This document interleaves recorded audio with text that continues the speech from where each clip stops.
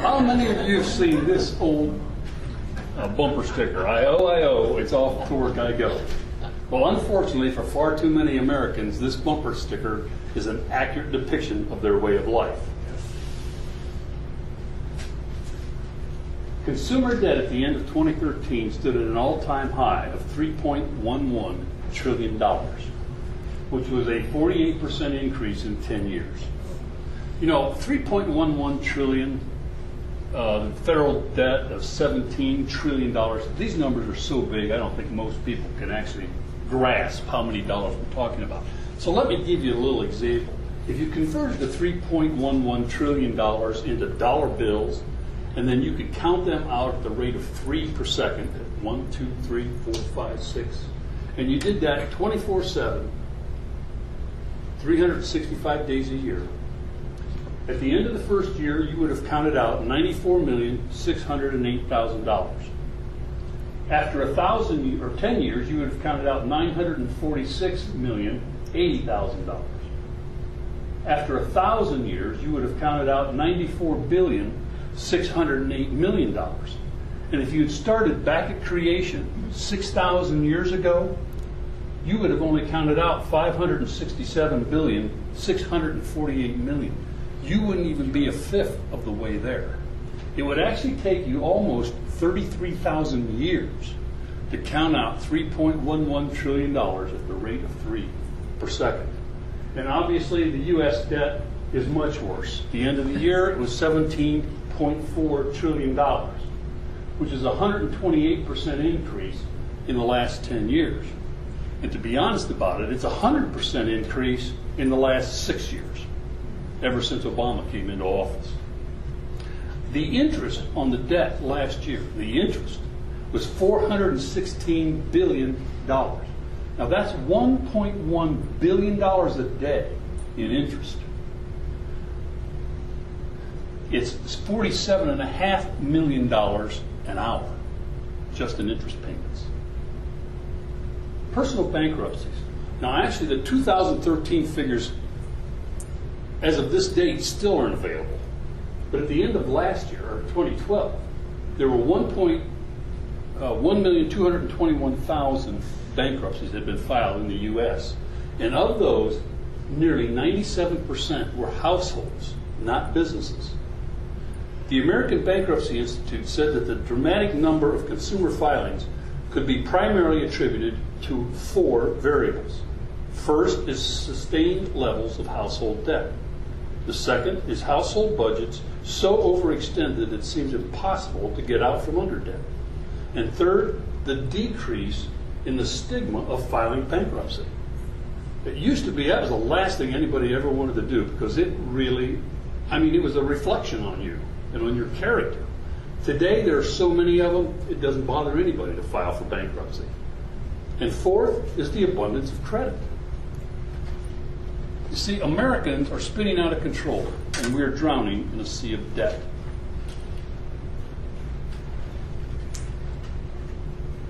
Well, what exactly is debt? How is it defined? Well, debt is money or property which one person is obligated to pay to another.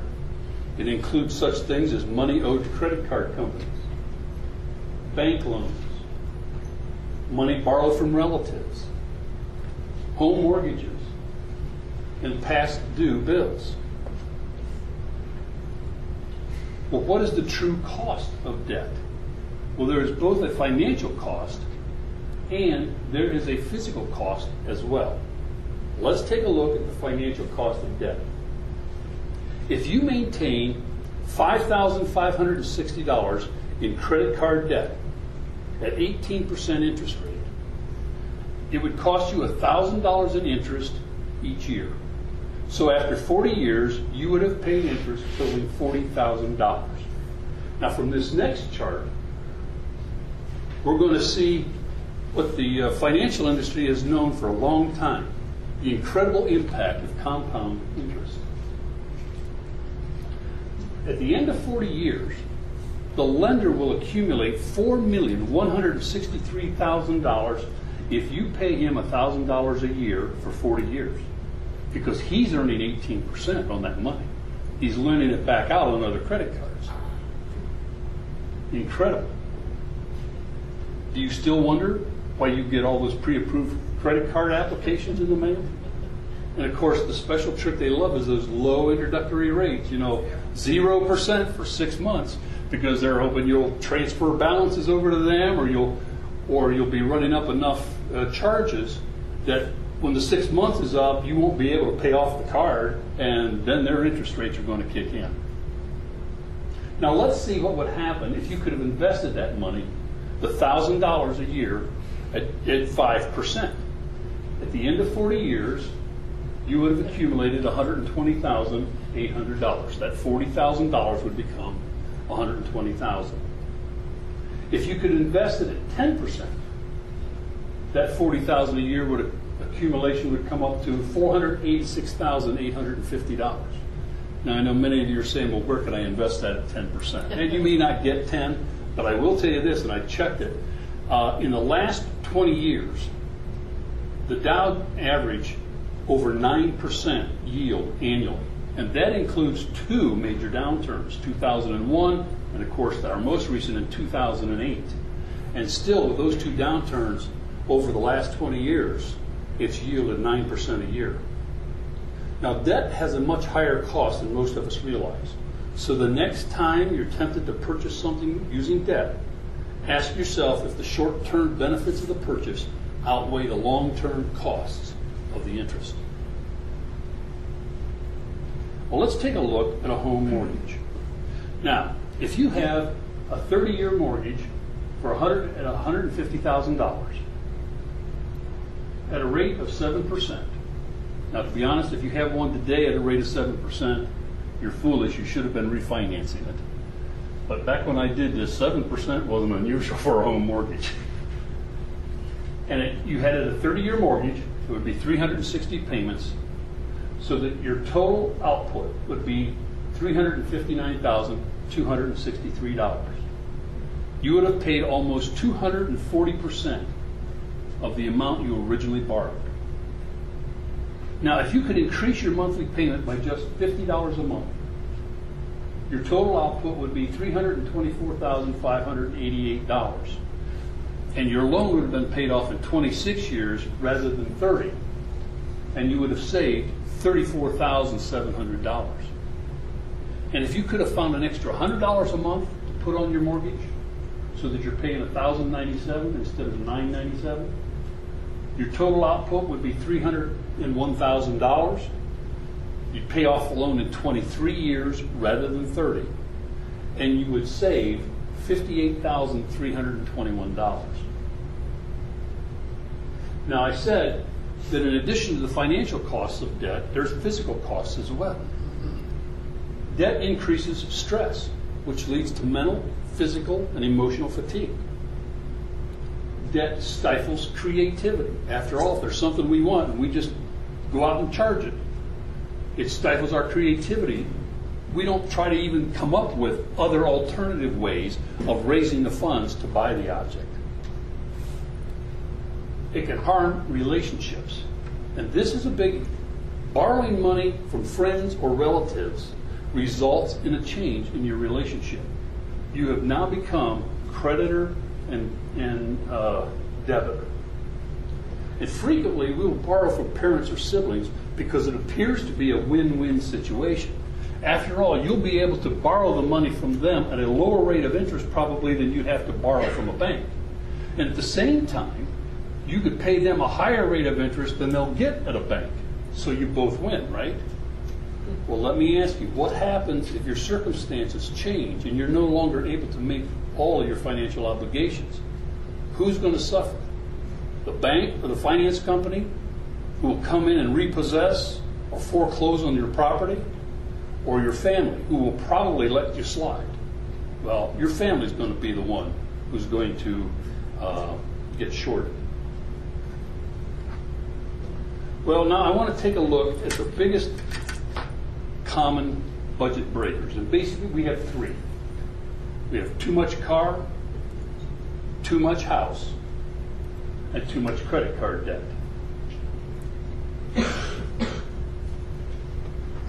When we don't calculate the total cost of a car, we'll frequently end up with too much car, more than we can really afford. We tend to buy a car based upon the amount of the monthly payments. But the monthly payments is not the total cost of a car. You know, there's more to it than that. You've got insurance premiums, depreciation, gas and oil. And obviously you have to look at the make and model of the car, because based upon the make and model, your gas is going to cost you more. Your maintenance is going to cost you more. Your insurance may cost you more. The leasing trap. Leasing has become very popular, and as a matter of fact, most of the ads you see anymore, especially on a new car, all they quote you is lease prices. The reason that's popular is because it's a lower monthly payment. But it will actually cost you more money to lease a car than it would to purchase that same car over the same period of time. If you bought a car over 3 years, I'll grant you, your monthly payment will be more if you buy it than it will be if you lease it. But at the end of the 3 years, you'll own a car, free and clear. Whereas if you're leasing it, you own nothing. Now there may be a purchase option with that allows you to buy the car at the end of the lease. But I'll guarantee you, purchase price on that option plus the 3 years of lease payments you made will absolutely be more than the 3 years of car payments you would have made had you bought it in the first place. We've got to remember something. Leasing is not designed to benefit you, it's designed to benefit the corporate bottom line. That's its purpose. Buying new versus used. Now the reason most people typically give for buying a new car rather than a used car is, one, they don't want somebody else's problems. Number two, they can finance a new car for a longer period of time than they can a used car. And third, they'll have less maintenance expense on a new car than a used car. But typically, the value of a new car, depending on the make or model, is going to depreciate between 15 to 25% the minute you drive it off the lot. And that's money you've simply just thrown away. Also, the cost of a new car versus a 5-year-old used car is going to be somewhere between 80 to 100% more. And let me tell you, you can make a whole lot of repairs for that amount of difference. Frequent turnover. You know, most people only keep their cars 3 to 4 years. But a car, if properly maintained, will easily last 10 or more years. And a lack of routine maintenance, primarily just fluid levels. If we maintain those properly, we'll greatly extend the life of a car. Well, how do I get out of the auto debt trap? The reason leases become so popular is because most people believe they're going to be making a car payment for the rest of their life. And that's simply not true. Actually, we have not made a car payment since 1984. So I know you don't have to be paying for a car the rest of your life. But how do you get out of this once you're in it? Well, you have to determine to keep your car at least 6 years. And then pay off your auto loan. When you are ready, then continue paying your monthly payments into a savings account. And that way, when you're ready to replace your car, the savings plus the trade-in or sales price of your car should be enough to enable you to buy a good used car for cash. And then don't stop there. Once you buy the new car, determine how much you're going to be willing to spend 6 years down the road on your next car. And divide that amount by the number of pay periods you have and start setting that amount aside in a savings account every month. Well, basically, you are making auto payments the rest of your life. But you're either going to make them to the finance company, to the auto dealer, or to yourself. And that's your choice. The second biggest budget breaker is too much house. We buy too much house when we exceed the recommended budget guidelines. This chart is are the recommended monthly housing allowance for a family of 4 put out by Crown Financial Ministries. The first column is your gross annual income. The second column is the net spendable annual income. The third column is the monthly net spendable income. And then the fourth column is the housing allowance as a percent of the net spendable income. Now, before we look at this a little closer, we have to define 2 of their terms. And the first one is, what is net spendable income? Well, it's your gross income minus taxes. That's federal, state, local, as well as Social Security, Medicare taxes, all the taxes, and minus a tithe. Now, for their example, Crown assumes a tithe of 10% of your gross income. What is the monthly housing allowance? Well, it includes your mortgage payment or your rent, but it also includes such things as insurance, real estate taxes, utilities, including water, phone, electric, gas, cable, internet, email, sanitation, and maintenance, including yard service or cleaning service. Now back to the chart. If you're from the chart, you can see if your gross annual income is $25,000, then after taxes and tithe, your net spendable annual income is $21,225. Divide that by 12, and you get your monthly amount of $1,769. Your housing allowance, that's all those items we just went through, should not exceed 38% of your net spendable income. If your income is at $65,000 a year, then your monthly net spendable income is $3,694, and the housing allowance should not exceed 30% of that, or $1,108. Now keep in mind, this is a national average that they're using here, and it's going to greatly vary depending on what region of the country you live in. Obviously, housing costs are going to be much greater on the East Coast and the West Coast than they are in the Midwest. But it is a guideline, and it's a good guideline to use if you're really in some financial difficulty and you need to look as to where am I out of line. They go home, add up all your housing allowance expenses, your mortgage, your insurance, your real estate taxes, your utilities, etc., and compare that to your net spendable income and see if you're any ways near the guidelines. If you're way out, then you know you need to make some adjustments. And a lot of this area, as we go back and see, there's not a lot of room in some of this to make a lot of adjustments. Obviously, you can make adjustments in phone, cable, internet, email. Those are places. But not much you can do. Well, there's some in maintenance, obviously, that there's room for. But other utilities, your gas, electric and stuff, it's hard to make some adjustments in those areas. Obviously, real estate taxes and insurance you have little control over.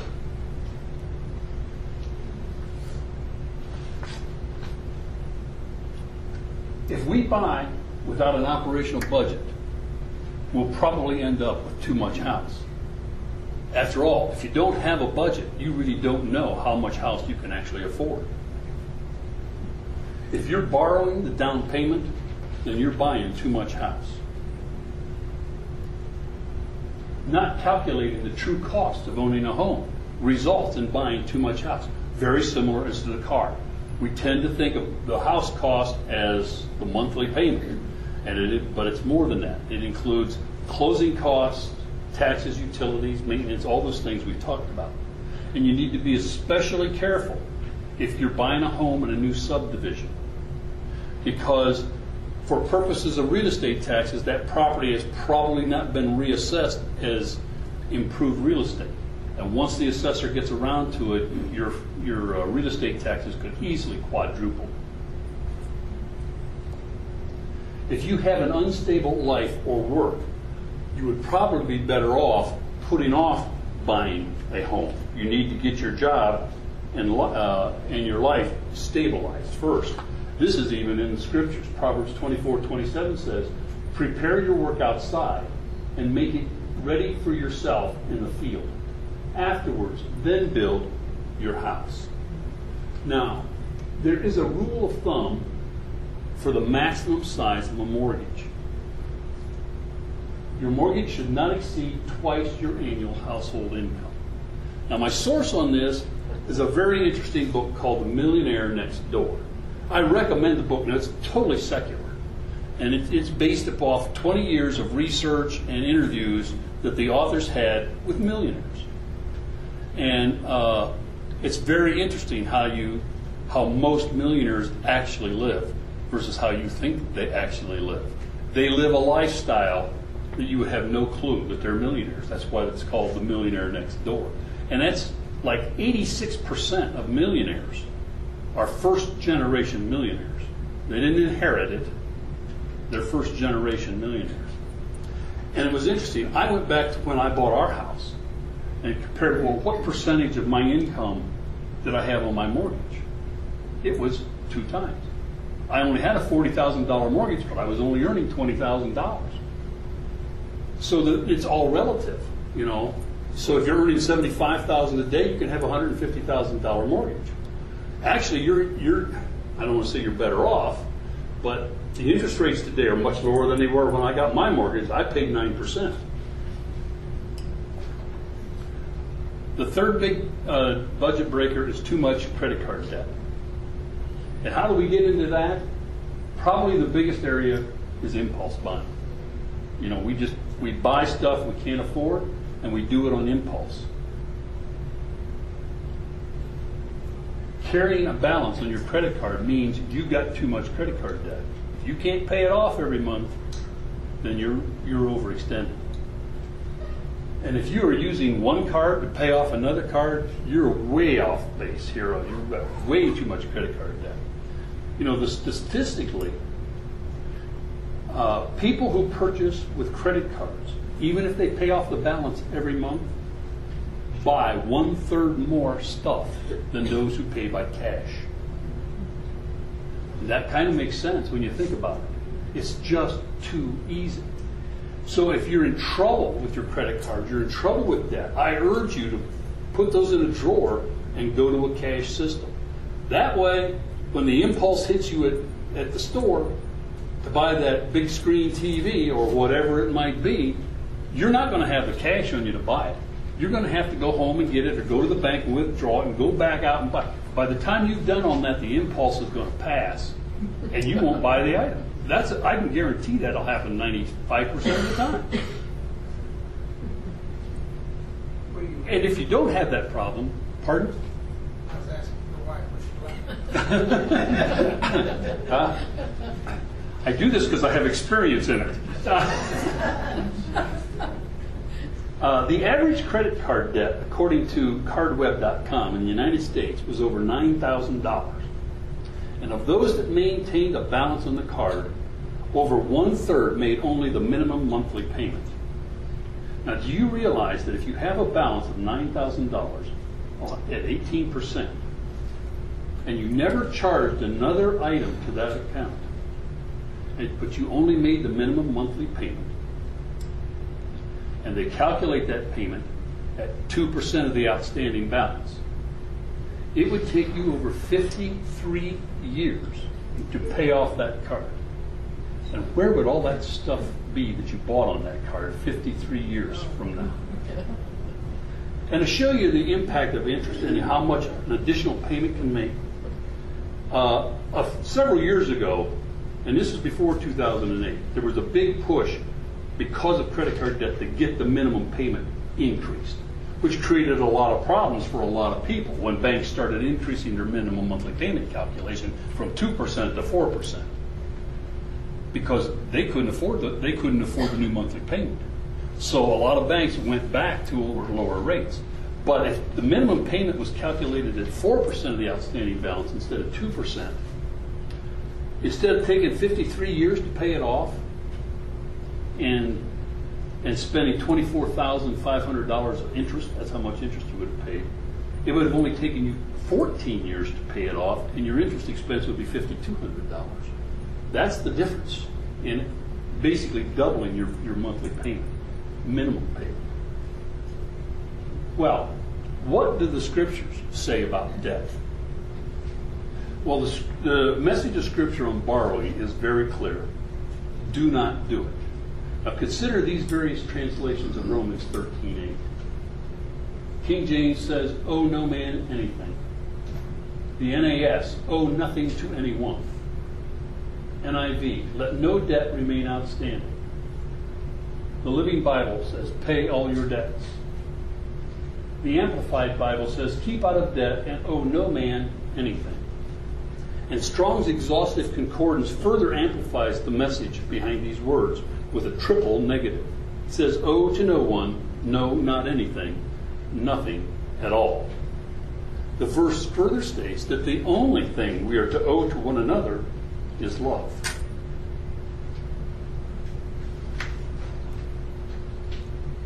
Well, now I want to take a look at some of the consequences of borrowing, and I've got a number of them here.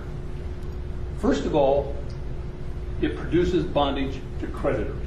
Proverbs 22:7 says, the rich rules over the poor, and the borrower becomes the lender's slave. Borrowing is a curse for disobedience.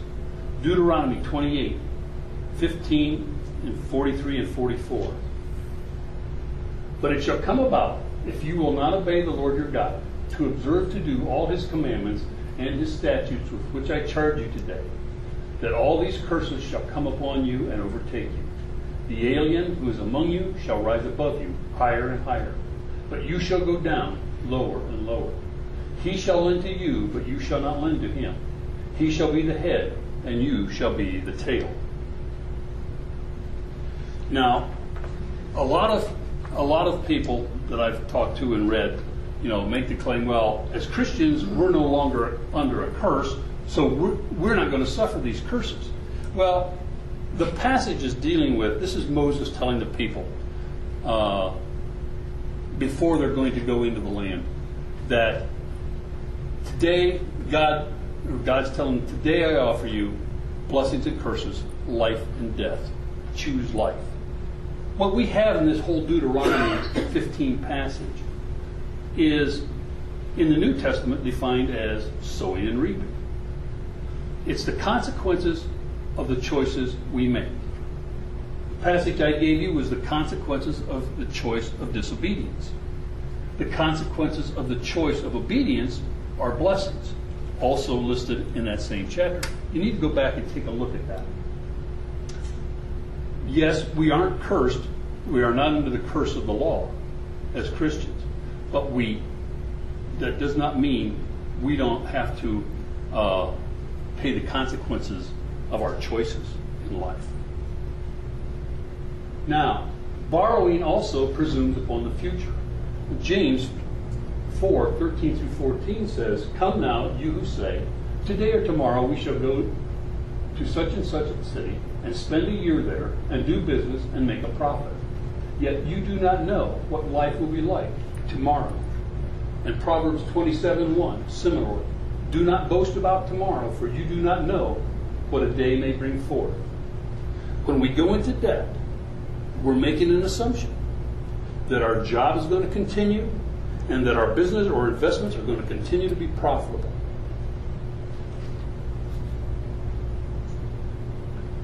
Another consequence of borrowing is that it may deny God an opportunity to provide or protect. Sometimes God tries to protect us by not providing us with the funds to buy something. But if we borrow and buy the thing anyway, we have removed God's protection from us. When we borrow, we aren't giving God the opportunity to demonstrate his supernatural power. Another consequence of borrowing is that it evades self-examination. When God withholds funds, there is a good reason. And it's a signal for us to reevaluate our lives and the directions we're going, our plans for the money, and our faith in him. But when we borrow, it evades these purposes, and it allows us to continue on in our own wisdom and efforts. Borrowing removes barriers to harmful items. There are many things which we think would be beneficial to our lives, but God knows that they will be harmful to us. In his mercy and love, he may limit our funds so that we cannot afford them. James 4:3 says, ye ask and receive not, because ye ask amiss, that you may consume it on your lusts. Borrowing demonstrates discontentment with basics. It devours resources through high interest payments. Most people don't comprehend the actual price tag of using someone else's money. We're taught to think in terms of monthly payments.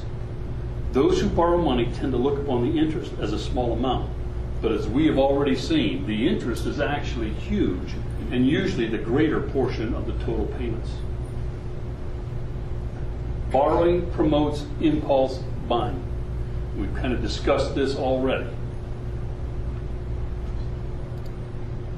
It weakens personal faith. A Christian who relies on credit does not feel the need to rely and to trust the Lord during the most critical time of the decision-making process. He is convinced that if he can make the monthly payments, that he can afford the item. There is no attempt to discern God's will. A clear evidence of God's will can be obtained by trusting God to provide the funds ahead of time. This is the kind of faith that pleases Him. Hebrews 11:6, without faith it is impossible to please God. Borrowing also excludes help from others. God uses the needs of one Christian and the abundance in the life of another Christian to bring them together in true Christian fellowship. The one with abundance is given the grace to distribute to the need of the one of the saints. And the one who receives is filled with joy and gratefulness because of God's grace through the giver. 2 Corinthians 8:13 through 15 explains this interdependence. For this is not for the ease of others and for your affliction, but by way of equality. At this present time, your abundance being the supply for their want, that their abundance also may become a supply for your want, that there may be equality. As it is written, he who gained much did not have too much, and he who gathered little had no lack. Borrowing causes overspending. I already mentioned this. The fact is that credit card users will buy 1/3 more stuff than those who pay cash. Now, overspending is destructive in itself. However, when overspending produces pressures and conflicts which damage family relationships, it is especially destructive. Money problems are the #1 cause of divorce, and studies show that most arguments in the home center around money. Well, what are some biblical examples of how God uses debt as a way to provide a blessing to someone? Oh, there aren't any. I don't suppose that's a surprise. Although there are examples where God has intervened supernaturally in order to free someone from the burden of the bondage of debt. For example, the widow in 2 Kings chapter 4. There are no examples given in Scripture where God uses debt in any positive way. Debt is always viewed as a negative. Well, do we have any biblical examples of how God uses debt as a way to complete or finance His projects? No, there aren't any. And I think that was pretty obvious as well. But the Bible gives us several examples of where God provides the resources for His projects in advance. In Exodus chapter 12, verses 35 through 36, we see how God changed the hearts of the Egyptians so that they gave the Israelites gold, silver, and precious cloth when they were leaving Egypt. These items were all used in the offerings the people gave in chapter 25 to build the tabernacle.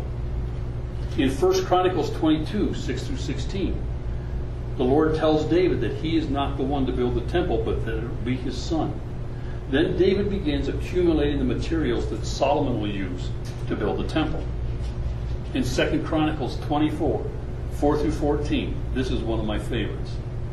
We see how God moved in the hearts of people to provide an offering so that Joash could refurbish the temple. The offering was so great that Joash had to tell the people to stop giving. Can you imagine what that would be like? I mean, when the Lord wants something done, He will move in the hearts of people to get it done when it's His time. In Nehemiah 2, 3 through 8, we see how God moved in the heart of King Artaxerxes, a pagan king, to provide the resources to rebuild the wall around Jerusalem. And in Ezra, we again see how God moved in the heart of a pagan king to provide the resources to rebuild the temple. J. Hudson Taylor, founder of the China Inland Mission, once said that God's work, done in God's way, will not lack God's support. He is just as able to supply funds ahead of time as afterward, and he much prefers doing so.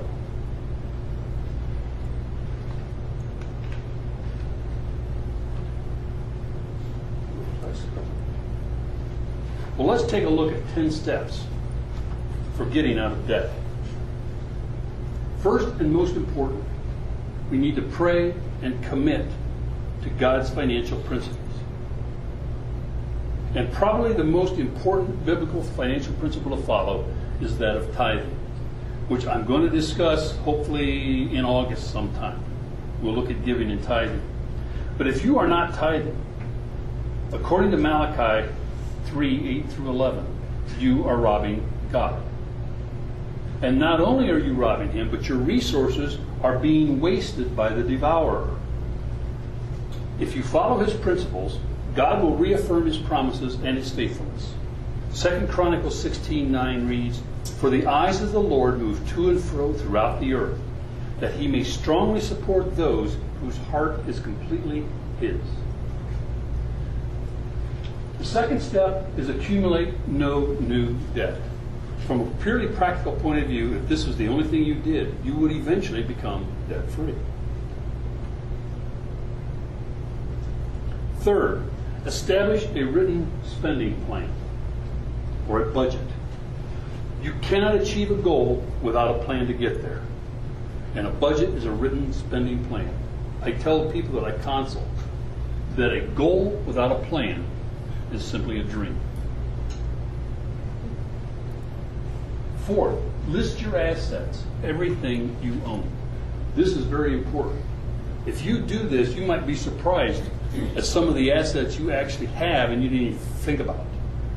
That was our case, and it happened to us at two different time periods in our life when we were getting out of debt. It was actually 7 years apart, and I think the Lord wanted it 7 years apart so we could experience the process of getting out of debt and trusting him and walking in his ways in this. But one example is accounts payable. That's an asset. Well, what accounts payable are we talking about? How about a tax refund? How many in here get a tax refund this year? You know, the IRS says that 70% of those who file returns get refunds, and that the average refund is over $2,400. Now think about that. If you changed your withholdings so that you wouldn't get a refund, that would free up $200 in after-tax dollars every month, which could be applied straight to your debt. That was our case. When I saw, we made this decision and I was looking at that tax refund, all of which went to pay off debt when I got it anyway. So I might as well change my withholdings and start paying it off now. And we did. And we didn't have an impact on our lifestyle because of that. So that's an area you want to look at. Another area you want to look at is cash value on life insurance. And this is one I didn't find for 7 years. Now, no offense to the insurance people in here, but I do want to tell you. I had paid enough in premiums that hadn't been paying premiums for several years, so I didn't even think about my life insurance policies until I met with somebody to go through where we stood and what else we could do to finish getting out of debt. And the only thing we had at the time was our house was left.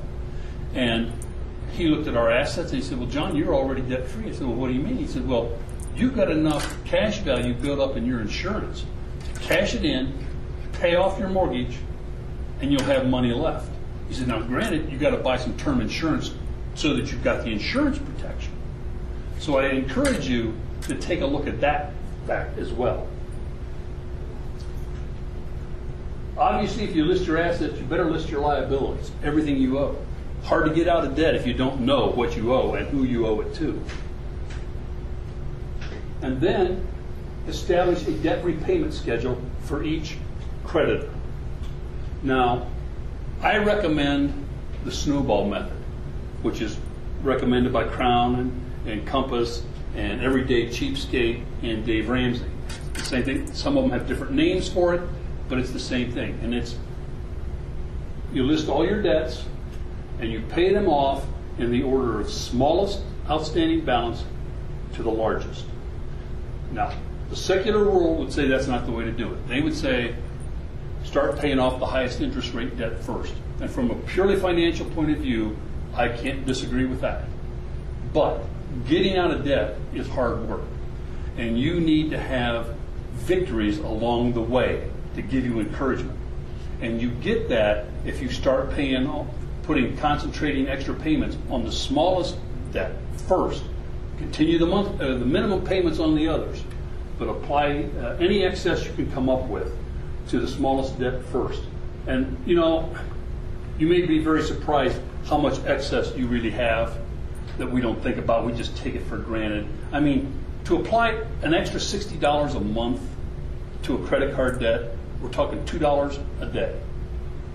You know, how many of you are spending much more than that a day for lunches downtown or wherever you might work? You know, you can brown bag it and save that money, put it on debt. We had one young lady in one of our Crown classes once who, when she did this, went through all of her spending, she was flabbergasted at how much she spent every day, because every morning she bought a latte from Starbucks. All right, 5 days. I mean, she was dumbfounded. I mean, that was $15, $20 a week that she had available. And I mean, she could still buy her coffee. She could even go to and get the latte somewhere else and save a lot of money. So it's just things like that that we have to take a look at. Number 7, consider earning additional income. Determined to pay off the debts with the additional income earned, however. Don't spend it on something else. And be sure that you can do this without harming your relationship with the Lord or your family. Number 8, be content with what you have. The purpose of advertising is to create discontentment and the desire for more stuff. So the more television you watch, the more you spend. The more catalogs and magazines you look at, the more you spend. The more you shop, the more you spend. 9, consider a radical change in your lifestyle. I mean, you might have to sell your car and buy a less expensive used car, or even sell your house and buy a less expensive house. And we've known 2 or 3 couples that had to do this, or had to go and rent for a while. If you haven't, and you're at a fairly high interest rate on your mortgage, you definitely want to refinance your mortgage. But be sure that you don't add any more debt to that mortgage. Just refinance the outstanding balance at a lower rate, and then take the payment difference and apply it to other debt. And number 10, don't give up. Getting out of debt is hard work, and it takes some time. Well, should you use all your savings to pay off your debts? No. It's wiser to maintain a reasonable level of savings in order to provide for the unexpected expense. It's recommended that even before you start paying off credit card debt, which is the first debt you should hit on, is you need to make sure you have an emergency savings account of at least $1,000. That way, when an emergency arises, you don't have to create new debt. You have the money to pay for that emergency. And once you've got your emergency plan set, then attack the debt. And if you have to hit the emergency fund and it goes down from $1,000 to $500, stop paying the extra on the debt. Go back to minimum payments on the debt until you build that emergency fund back up. In our cases, we paid off debts. We freed up eventually, once we got the consumer debt out of the way, we freed up $300 a month. And boy, my plan was it's all going on the mortgage. Because my goal was to have the mortgage paid off before our daughter started college. And then I'd have all that money that was my college finance plan because there wasn't anything saved up for that. But Kathy said that's not very wise because we're going to need a car one of these days before long, so we better start saving some of that money. And this was before I knew about that emergency fund plan. But what we did is we saved a third or 2/3 of the money, and we applied a third of that money to the mortgage. Well, another area dealing with debt is co-signing. The Bible is very clear about co-signing. A man lacking in sense pledges and becomes surety in the presence of his neighbor. Now, a pledge here is a promise to cover somebody else's debt if he fails to do so. Well, obviously from this, we're not to do it. A Federal Trade Commission study has found that 50% of those who co-sign on a bank loan end up making the payments. And 75% of those who co-sign on a finance company loan end up making the payments. The financial institutions aren't stupid. Okay? If they're requiring a co-signer on a loan, they know there's a high probability that the borrower is not going to be able to pay this off. So don't do it.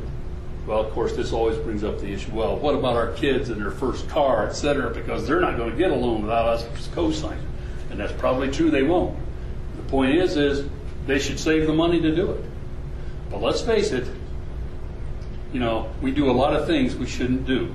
And so you may desire to co-sign that loan. But if you do so, you need to enter into it with the child just like it's a financial contract. And so that they well know that if they fail to make the payments and you end up making the payments, you are the one that's going to repossess the car. You're going to sell it. You're going to apply it to the debt. And they're going to have to repay any additional that you've had to pay. And I write that up in writing and both of you sign it.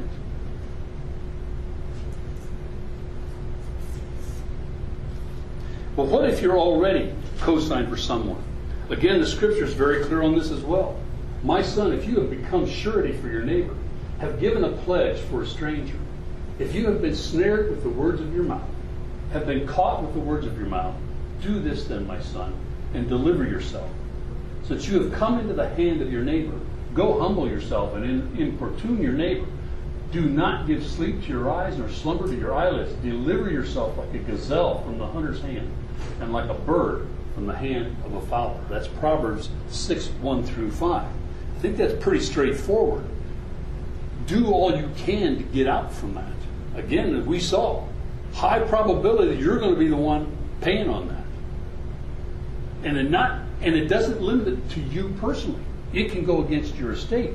Because I remember, and I still read this in the paper, Dave Thomas had co-signed on a company loan for another company. And his estate, they went after his estate after he died because the borrower failed to make the payments. And they followed after Thomas's estate to get the money. Well, this is kind of some heavy stuff. And I'd like to end it on a little bit lighter note. So I got another little video for you. This is from Saturday Night Live, several years ago. It's really cute. Now, one thing is I took it off of YouTube, and it was in a mirror image. So they hold up a pamphlet, and you can't read it because it's backwards. But otherwise, that's not a problem. Oh, I just can't get these numbers to add up. It's like we're never going to get out of this hole. Credit card debt, does it ever end? It's as high as I can get it. Maybe I can help. We sure could use it. We've tried debt consolidation companies. We've even taken out loans to help make payments. Well, you're not the only ones. Did you know millions of Americans live with debt they cannot control? That's why I developed this unique new program for managing your debt. It's called Don't Buy Stuff You Cannot Afford. Let me see that. If you don't have any money, you should not buy anything.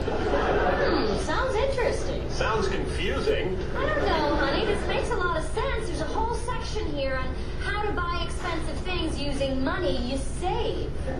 Give me that. And where would you get this saved money? I tell you where and how in Chapter 3. Okay, well, what if I want something but I don't have any money? You don't buy it. Well, let's say I don't have enough money to buy something. Should I buy it anyway? No. Now I'm really confused. It's a little confusing at first. Well, what if you have the money? Can you buy something? Yes. Now take the money away. Same story? Nope. You shouldn't buy stuff when you don't have the money. I think I got it. I buy something I want and then hope that I can pay for it, right? No. You make sure you have money, then you buy it.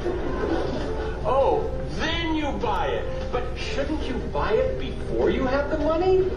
No. Why not? It's in the book. It's only 1 page long. The advice is priceless and the book is free. Wow, I like the sound of that. Yeah, we can put it on our credit card.